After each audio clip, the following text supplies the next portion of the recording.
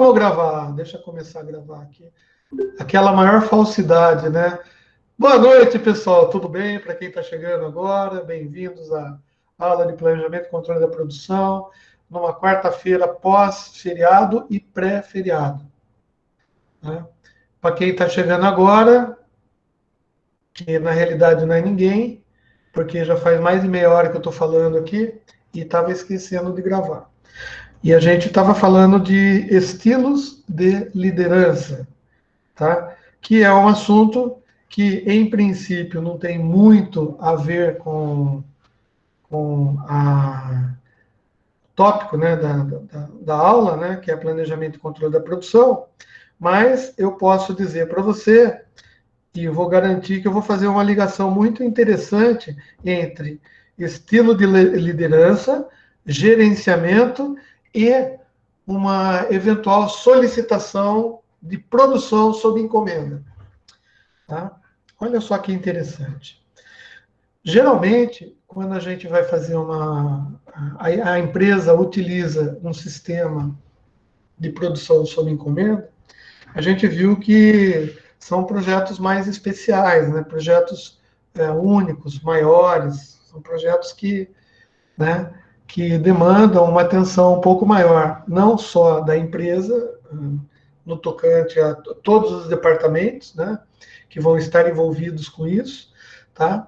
Mas também no controle, né, no controle no quesito planejamento, né, controle da produção, planejamento da produção para fazer essa encomenda, vai envolver todos os outros departamentos, obviamente, compras, né, gerenciamento de projetos, né, que eventualmente vai cuidar da parte do acompanhamento, do cronograma, do andamento, da utilização da grana para comprar a matéria que você vai usar para fazer isso tudo, né?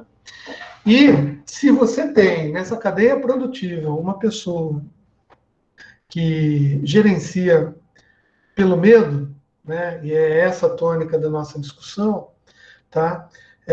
Em princípio, você pode até achar que a equipe dessa pessoa vai produzir as coisas de maneira legal e com a maior eficácia, que não é verdade, porque, como eu falei antes de estar gravando aqui, as pessoas vão fazer porque elas estão com medo. Elas não vão fazer porque elas se sentem parte do projeto, parte da empresa, tá? Então, assim, por mais processos padronizados que você tenha, tá? Se você tiver pessoas na tua equipe que utilizam desse estilo de gerenciamento, o negócio não vai surtir tantos bons resultados. Tá? Então, o que vai acontecer? Tá? O planejamento e controle da produção, tá? Ele é a área da empresa que vai planejar a execução desse projeto. Né? Um projeto sobre encomenda. Vamos imaginar que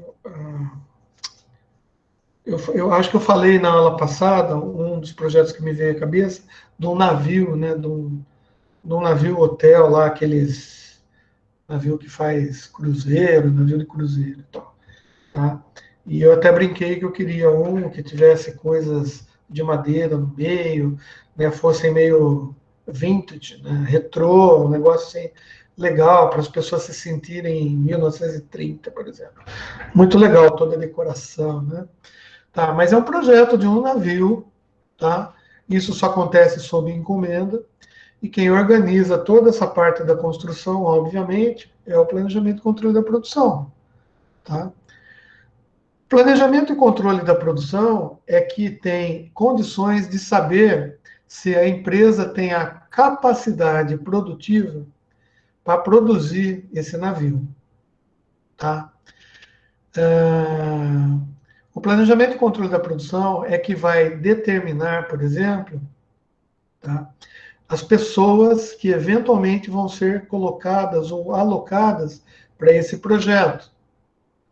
Tá? Então, ele pode contratar, por exemplo, pessoas que são, sei lá, gerentes de projeto do Project Management Institute, né? Os project managers da vida, tá? Para cuidar especificamente desse projeto. As grandes empresas que têm esse sistema de produção sob encomenda, geralmente elas detêm equipes, né, dentro da empresa, grandes projetistas, né? Sim, não só no quesito técnico da palavra, quanto no quesito de administrar o projeto em si. Por quê? Porque esse projeto ele vai ter que ter várias fases, né? Então a gente tem que subdividir esse projeto em várias fases.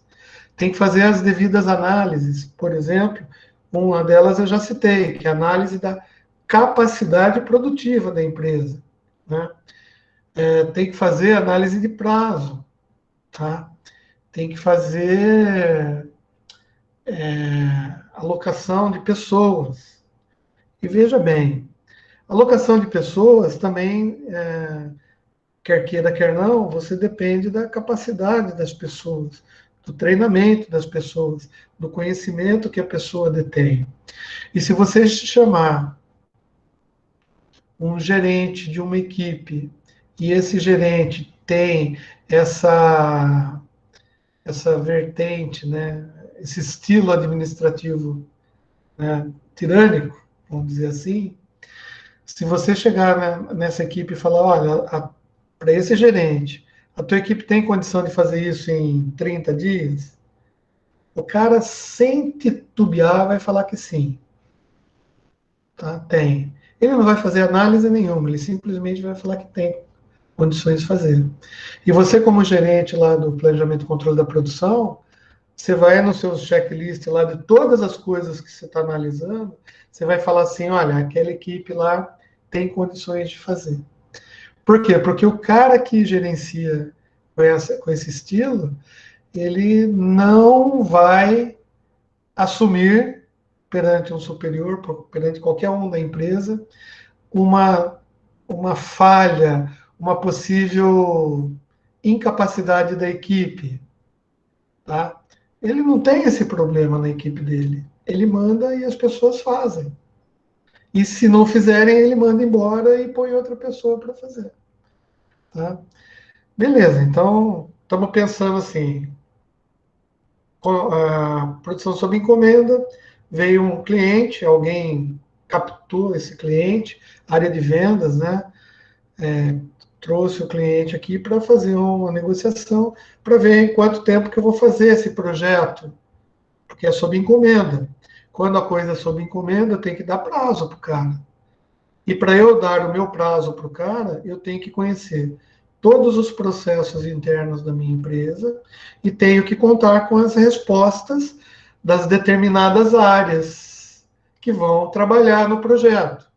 Quer seja área de compras, área de material, né, de armazenado. Lembra que eu falei da diferença do depósito e do almoxarifado? Então, as pessoas que trabalham no almoxarifado vão ter que guardar as matérias-primas que eventualmente eu vou comprar para colocar nesse projeto de navio. Eventualmente eu vou ter que alocar um espaço maior do que eu tenho para construir esse navio, porque de repente a minha empresa já está fazendo 3 outros navios. Bom, são todas variáveis que o planejamento e controle da produção vai avaliar.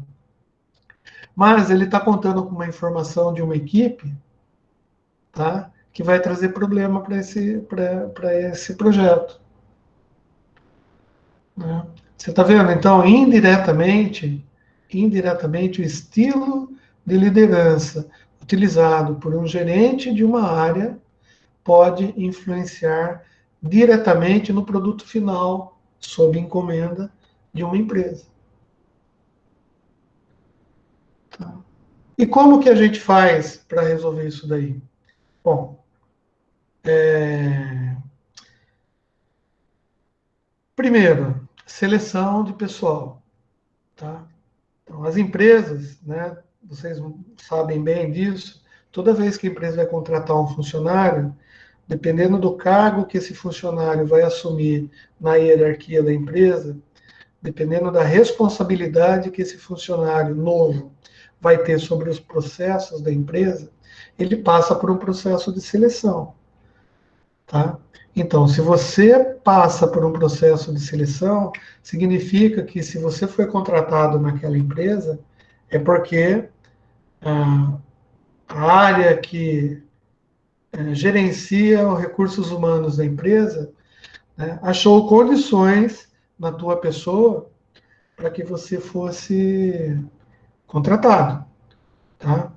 E no caso de um gestor com esse estilo de liderança, isso talvez tenha sido falha no processo seletivo, né? Mas não tem só o processo seletivo que traz pessoas assim dentro da empresa. Pessoas entram na empresa em cargos de menor responsabilidade, geralmente. E com o passar do tempo, elas vão galgando promoções, né? Ou e promoção, né? A gente tem aquela visão errada de promoção, né? A gente acha que promoção é só aumento salarial, né? Na realidade não é. Às vezes a promoção é realmente tirar você de uma posição, de de uma área onde você está executando uma determinada tarefa e atribuir a você mais responsabilidade, tá? E mais autoridade também. Então, isso que é promoção, né? De repente, na empresa, você contrata uma pessoa para determinada tarefa e acha que a seleção foi bem feita. E realmente foi. Ele desempenha muito bem aquelas funções. Só que quando essa pessoa é promovida, talvez a área na qual ela vai se inserir, que pode ser até a mesma, né? De repente o cara é promovido a gerente da área.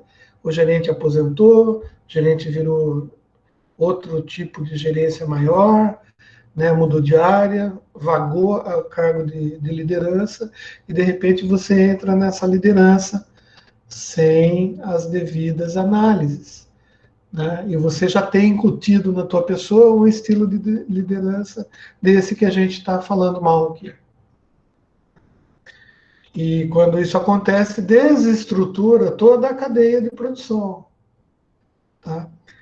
Daí você diz assim, poxa, mas eu, enquanto, sei lá, gerente lá do planejamento de controle e produção, eu tenho que pensar nisso também? Sim, tá? Porque uma das funções do planejamento e controle da produção, tá, é você estar interagindo com todas as áreas da empresa. É você conseguir fazer um processo dentro da tua empresa que tenha possibilidade de verificação durante o andamento do processo, tá? Por exemplo, nesse projeto específico que a gente está citando, cujo sistema, né, produtivo da empresa é aquele sistema sob encomenda, tá? A gente está trazendo para dentro de uma empresa um projeto que vai demandar utilização de mão de obra, vai determinar compras, vai determinar a parte do planejamento, né, desse projeto, análise dos riscos, análise econômico-financeira, análise da capacidade da empresa em fornecer, tá? Tudo isso tem que ser levado em conta, porque se você não analisa isso, você pode vender um produto para uma pessoa e de repente você tem uma enorme decepção, né? Com a tua empresa, né? De não conseguir fornecer. Tá? O único e causa problemas, muitos problemas, mas a gente às vezes nem fica sabendo, né? Porque a maioria, todo mundo entende que é problema mesmo. É quando você vai fazer um produto desse, né? Uma encomenda dessas, tá? Para um órgão estatal, por exemplo, para uma estatal. Vamos imaginar que quem solicitou o projeto, tá, de construção desse navio cruzeiro tenha sido, sei lá, Embratur. Não sei, estou só chutando, né? Daí, por obra do acaso, tá? Você entrou na concorrência lá e ela queria que você fizesse em um ano a construção, essa encomenda, tá? Mas você olha para a tua empresa, você sabe que você não tem capacidade para fazer isso. Mas, como você está vendendo para o governo, você fala assim, ah, beleza, eu faço. Manda lá a proposta, tá? Com custos, né? E daí, obviamente, você fez talvez um péssimo planejamento, a obra atrasa, a obra não sai do papel, você não consegue andar com isso porque você subestimou, né? Superestimou, no caso, a capacidade produtiva da tua empresa. Isso é problema? Poxa, para o governo não, né? Porque daí você entra com pedido de renovação de verba, daí o governo tira daqui, remaneja, paga, e daí acontecem essas obras aí que a gente vê por todo o Brasil, que às vezes começaram com 2 anos de prazo para terminar e já faz 20 anos que a obra está rolando ainda, né? A empresa não tem capacidade de implementar. Então. E por que isso? Não, porque você, no planejamento e controle da produção, não analisou direito, tá? Ou fez de má fé, né? Só que a gente nunca pode admitir ou entender, né, ou pensar que empresas sérias errem projetos de má fé, né, só para ganhar concorrência. Eu acho que no mundo não existe empresas que fazem isso. Se é que vocês me entendem. Bom, então, o que eu queria enfatizar, né? Esquecendo um pouco essa parte aí da administração, tá? É que um projeto sob encomenda geralmente é um projeto que demanda maior cuidado, tá? Então, as empresas que fazem esse tipo de produção são empresas que têm que ter uma seleção melhor, né? Talvez vá ter um OPEX, né? Uma despesa operacional maior, principalmente com folha de pagamento, tá? Porque o negócio é o seguinte, ele tem uma encomenda por ano, ou uma encomenda a cada 5 anos, tá? E a empresa dele tem que girar com essas pequenas encomendas. E se ele sai mal, né, se a empresa se sai mal no mercado, talvez ele não consiga outra encomenda, tá? Beleza, então esse é um sistema produtivo. O outro sistema produtivo que a gente viu, né, e que é importante, e que em todo o curso de planejamento e controle de produção a gente lida com, é o sistema de produção em lote, tá? Que eu vou repetir aqui para vocês, mas eu acho que vocês se lembram, né? Que o produto dessas empresas é um produto que não sofre muita variação, tá? Mas a linha de produção pode ser compartilhada, tá? Como assim? Ah, eu citei lá a Unilever, né? Que faz shampoo e sabonete, tá? Sabonete líquido e shampoo. São dois produtos que são muito similares, tá? Que existe uma certa quantidade de material químico lá que vai ser misturado em proporções certas conforme o processo produtivo, mas a gente, mesmo não conhecendo a parte da química, a gente pode entender que sabão e shampoo são coisas parecidas, semelhantes, tá? Mas os processos envolvidos também são semelhantes, mas o produto em si é diferente.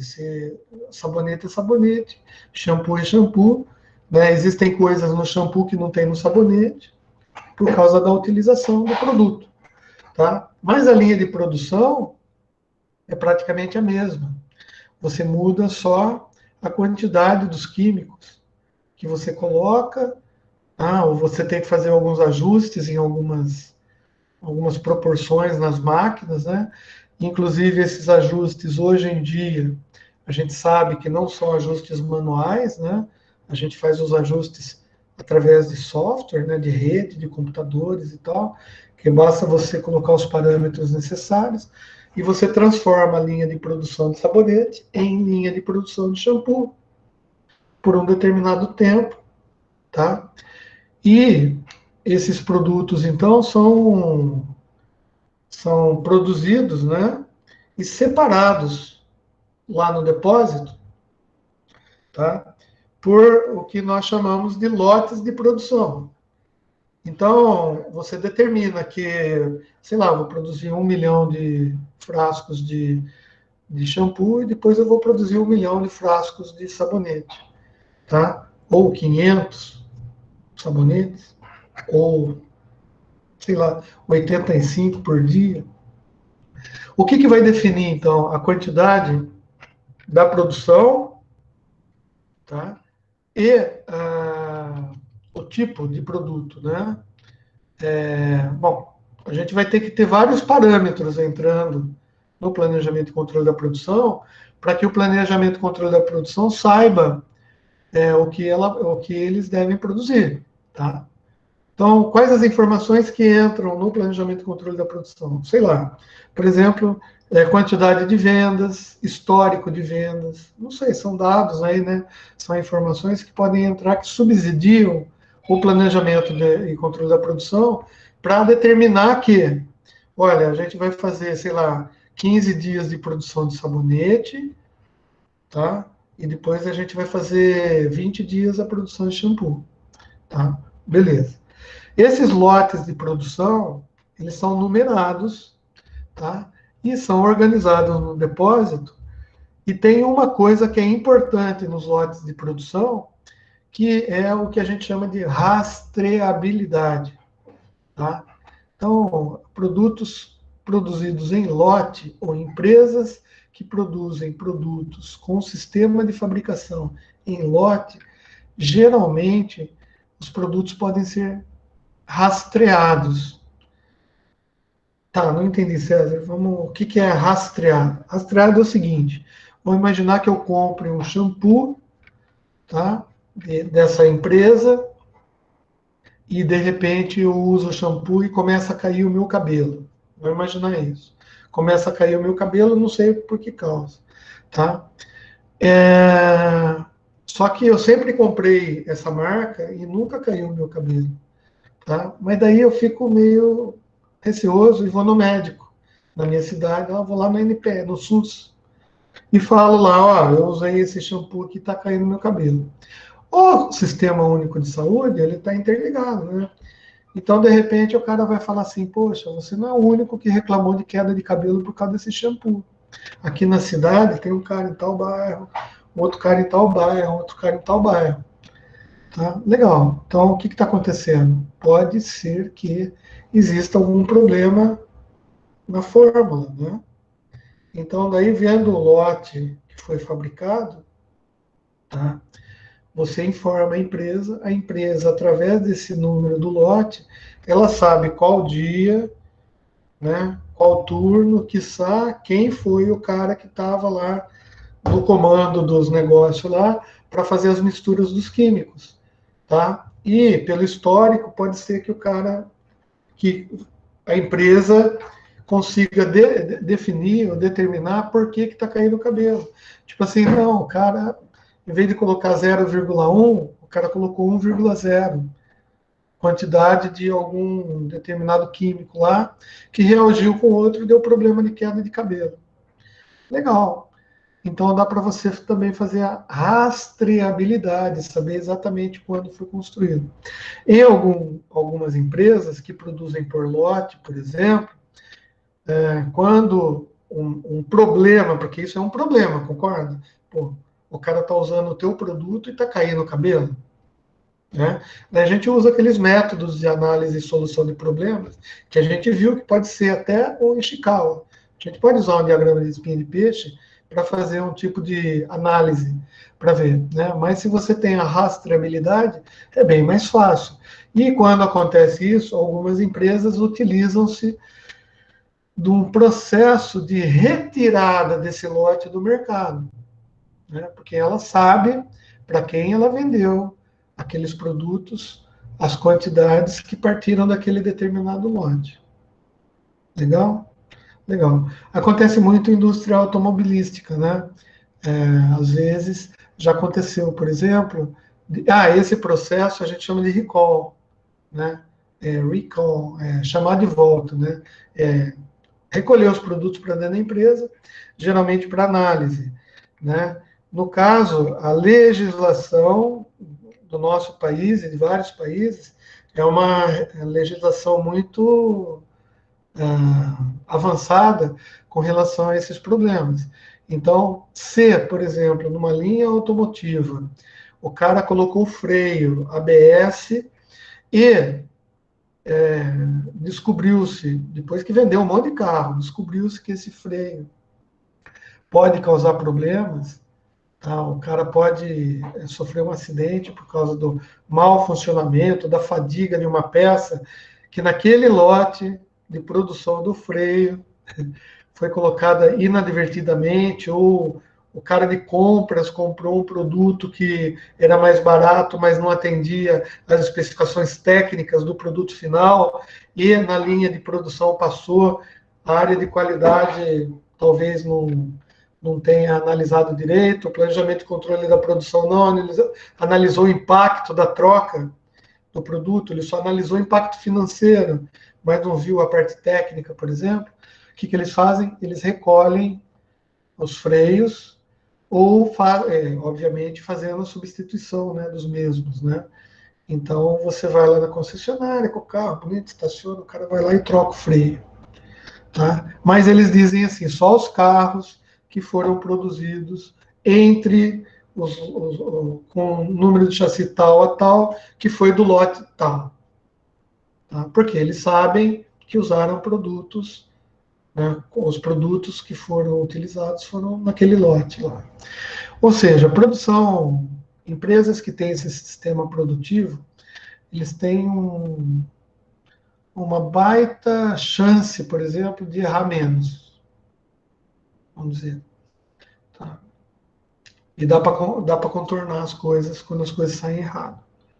Tá? Outro sistema produtivo que a gente viu são empresas que fazem sempre a mesma coisa, né? Assim, não tem variação. A linha de produção é para aquilo. A empresa foi montada para fazer aquilo. Não sei, vamos imaginar aqui uma empresa sei lá. Alguém ajuda aí, gente. Uma empresa, um tipo de produto que é produção contínua. Alguém sabe dizer? Vamos interagir um pouco, tá? Menos o Eduardo, porque o Eduardo já falou demais. Hello, tem Que alguém? preconceito isso aí, senhor. Tem alguém aí, além do Eduardo, participando da aula? Estou aqui, Qualquer professor. produto, professor, Então, poderia ser alguém. garrafa plástica. Oi? Se for qualquer produto, poderia ser garrafa plástica. É um comércio Isso. que não para de produzir, é direto. Qualquer tipo de Hum, quase produto de limpeza, para consumo de alimento, enfim, vários ramos. Legal. Garrafas PET, tá? Plásticas, né? Então, garrafa PET é uma empresa que foi planejada para produzir continuamente, tá?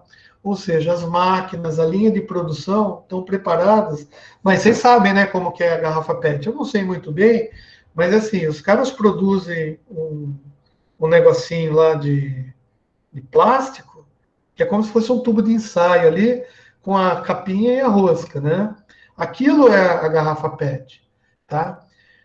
Então, daí existem máquinas que esquentam e insuflam ar dentro daquele negócio, de acordo com o modelo da garrafa. Então, a garrafa PET pode servir tanto para fazer Coca-Cola pequena, Coca-Cola grande, Coca-Cola 2 litros, 3 litros, 5 litros, tá? É claro, tem um limite, né, na quantidade de material ali. Garrafa de Guaraná, de Fanta, tá? Tudo que é plástico, você pode produzir nos diferentes tamanhos com sempre a mesma base. E essa base é produção contínua, tá? É um produto que, por exemplo, você não consegue saber o lote que produziu o plástico da garrafa, porque não é por lote. Você sabe a empresa que produziu, e, obviamente, essa empresa que produziu isso daí, e se você compra dela, obviamente, o planejamento e controle da produção da sua empresa já fez as devidas análises para saber se essa empresa tem capacidade para fornecer as garrafas PETs para que você faça o envasamento do teu produto. Eu falei chique, né? Envasamento do produto. É encher de líquido lá, né? Encher de Fanta, uva, né? Aquela garrafa, tá? Bom, mas na fábrica de envasamento do líquido, por exemplo, lá na Coca-Cola, que eles fazem o Guaraná lá, o Taí, não, Taí não é da Coca, né? Fanta Guaraná, olha que bonito, Fanta Guaraná, tá? Nessa garrafa, como eles usam a mesma linha de produção para fazer Fanta, para fazer Coca, para fazer Sprite, para fazer um monte de coisa, eles usam a mesma garrafa PET, tá? Que é aquele tubinho de ensaio engruído ali, tá? A parte de vazamento é a mesma. Então, você tem na garrafa PET marcado o lote de produção do líquido. Foi enfiado dentro da garrafa.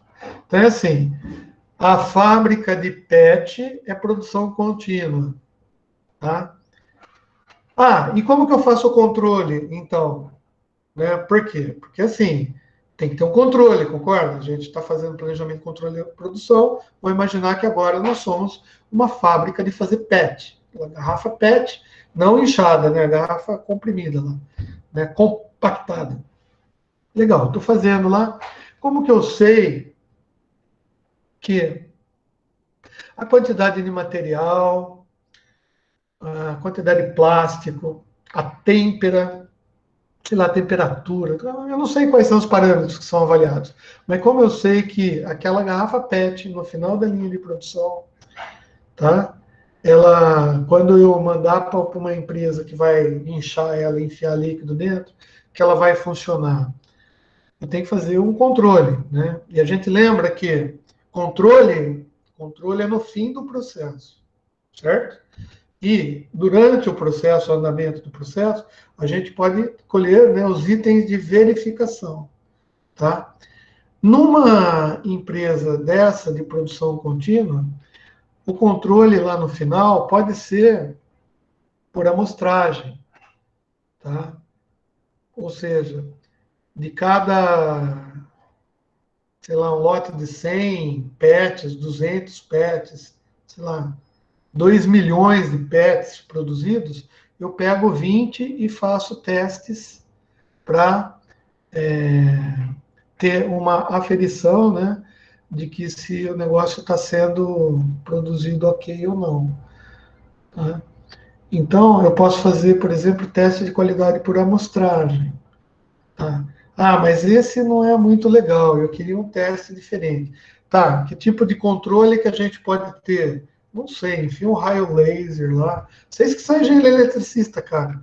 Vocês que inventem um negócio assim, tipo um raio ultra raio-x que verifica a espessura do plástico, e daí, conforme a reflexão do negócio no plástico, você detecta se a qualidade das partículas atômicas que produzem aquele polímero, né, correspondem ao espectro de frequência definido para melhor qualidade de garrafa PET.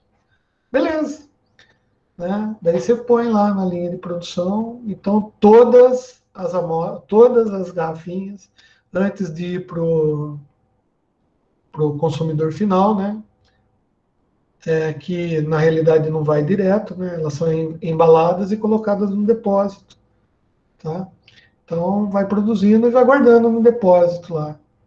De vez ou outra tem um vendedor aí que vai nas empresas oferecendo, eu produzo garrafa PET, você não quer comprar? Daí o cara, manda uma de amostra, manda umas 10 amostras aí para a gente analisar aqui dentro. Daí você pode falar para ele, não, a minha empresa, o meu sistema de produção lá é certificado ISO 9000, tá? Então, daí as grandes empresas vão falar, legal, é certificado ISO 9000, qual que é o escopo da certificação? Não, é produção de garrafa PET. Nossa, um escopo bem amplo, né? Deixa eu mandar meus fiscais lá para verificar e fazer uma auditoria de terceira parte na tua empresa, porque é o seguinte, cara, eu sou a Coca-Cola, entendeu? E eu não posso ter uma garrafa PET, por exemplo, que não atenda às qualidades mínimas necessárias para que o meu produto continue com o gosto de Coca-Cola, tá? Se a sua garrafa PET não servir para mim, eu não vou comprar. Daí a empresa pode até permitir que adentrem-se, né, nas dependências da empresa, fiscais da outra, para fazer auditoria de terceira parte, para ver se o processo ISO 9000 do cara da garrafa PET está legal. Ah, mas isso tudo acontece através do quê? Não, planejamento, controle e produção. Planejamento e controle da produção é que determina compra de matéria-prima, tipo de matéria-prima que vai usar, né? Tipo de máquina, tá? Determina, junto com a área técnica, qual que é a calibragem da máquina, como que vai ser utilizado aquilo, para que a produção saia conforme, né, a solicitação do cliente, ou a solicitação da própria empresa que está produzindo, né? Porque, pensa bem, quem mais entende de pneu? Quem usa o pneu ou quem produz o pneu? Bom, a minha pequena modo de pensar, eu acho que quem produz o pneu conhece melhor de pneu do que quem usa, tá? Não estou dizendo assim se sabe usar bem ou não, né? Tipo, eu coloquei um pneu da Goodyear no meu carro e daí eu fui andar com o carro lá e derrapou, né? O pneu novinho derrapou e eu acabei batendo o carro porque derrapou. Daí você vai falar o quê? Vai culpar o pneu? Vai Doutor, culpar o som? dá licença um pouquinho. Chegou um fornecedor meu para entregar uma encomenda. Eu vou ficar ausente alguns minutinhos só, tá bom? Tá legal, Eduardão. Fica tranquilex. Vai lá. Valeu. Se for Mercado Livre, depois você compartilha com a gente. Não, não, é fornecedor de material de câmera. Meu Deus, chique no último. Beleza, vai lá. Então, vocês entenderam, então, qual que é o relacionamento que a gente tem entre as três, os três métodos produtivos, os três sistemas principais, né? Sistemas produtivos usados no mercado, e a importância do planejamento e controle da produção em todos eles. E mais, hoje a gente ainda viu algo além. A gente viu que, por incrível que pareça, determinados perfis administrativos, tá, podem deturpar e estragar um correto planejamento e controle da produção, né? E que você, enquanto planejador, é que vai determinar que isso seja minimizado ou não, tá? Então, daí você fala, poxa, legal, entendi. Pô, eu não sabia que planejamento e controle da produção era tudo isso, né?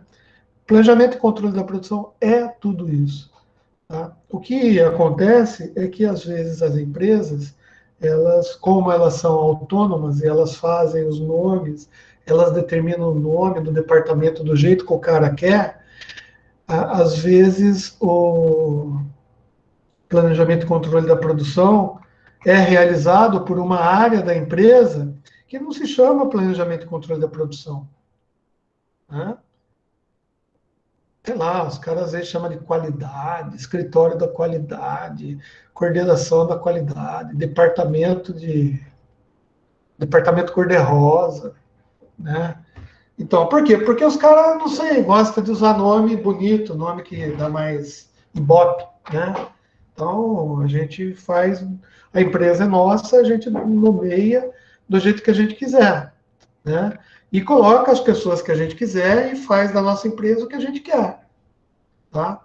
Agora, o departamento de controle da produção, e que geralmente é composto muito mais por engenheiros, tá? Engenheiros de qualquer área, pode ser engenharia de produção, engenharia civil, engenharia elétrica, tá? Tem muito engenheiro trabalhando na área de planejamento e controle da produção. Por quê? Porque o planejamento e controle da produção, ele procura pessoas com perfis desenvolvidos nos cursos de engenharia, né?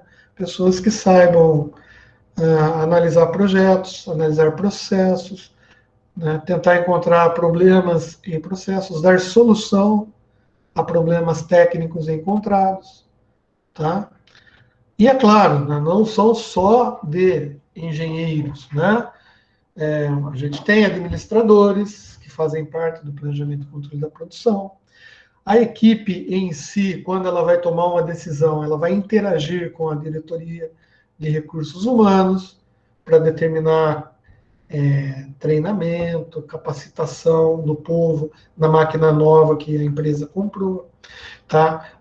Vai interagir com o pessoal de compras, né, de material, de matéria-prima, tá? Vai interagir com o pessoal que lida diretamente com a área de qualidade, não só a área de qualidade de produto, mas a área de qualidade de processo, que é diferente, né? Os caras do ISO 9000 é qualidade de processo, né? Os caras lá que pega garrafinha por garrafinha lá e coloca no sol para ver se a luz ultravioleta está passando ou não, é o pessoal de qualidade de produto, né? Então, mais ou menos, é esse o recado da aula de hoje, né? A gente viu os 3 sistemas principais de produção, a gente reviu e reforçou que os itens de controle são realizados durante o processo, que esse processo, a gente já viu nas aulas passadas, se ele for padronizado, é muito melhor para a empresa e para o PCP, né? Porque daí você consegue obter comparações, tá? Os itens de controle são medidos no final e dizem respeito às metas que a empresa coloca para si. Essas metas são determinadas, analisadas e geralmente elas deveriam ser consensuais, tá? Os departamentos principais da empresa, eles deveriam consensuar as metas, né? Para não ter disputa interna, né? Linha de produção, porque pode causar problemas também para a empresa. E mais, a gente viu que isso tudo depende também dos gerentes que foram colocados estrategicamente, tá? Para liderarem algumas áreas da empresa, as que influenciam mais diretamente no produto que a empresa produz, né? Tá? E se você for eventualmente começar a padronizar processos, sempre comece pelos processos que dizem respeito à atividade fim da empresa, né? Não vai padronizar processo de fazer cafezinho, né? De economizar água do bebedouro, né? Processos de trocar pneu, né? Da viatura da empresa, né? Processo de trocar lâmpadas, sabe? A gente não menosprezando esses processos, porque sem eles a gente não tem a base para o trabalho, né? Ninguém vai conseguir trabalhar se a lâmpada da empresa lá do galpão da linha de produção queimou.